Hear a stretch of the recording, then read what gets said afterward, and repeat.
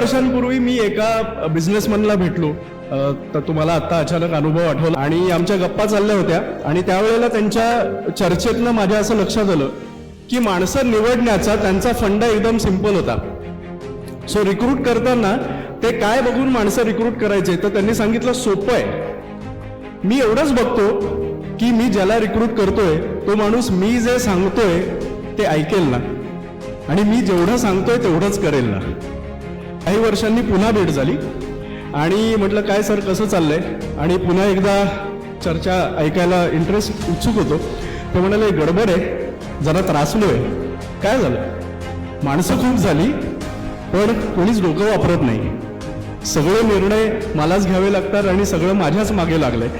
आणि मग लक्षात आलं की आपला MSMEचाही प्रवास कुठेतरी असाच आहे. लागतील तशी माणसं घेतली जाणं आणि हळूहळू एक स्टेज अशी येते की कदाचित आपल्याला आपल्यापेक्षा स्मार्ट माणसं रिक्रूट करण्याची वेळ सुद्धा येते.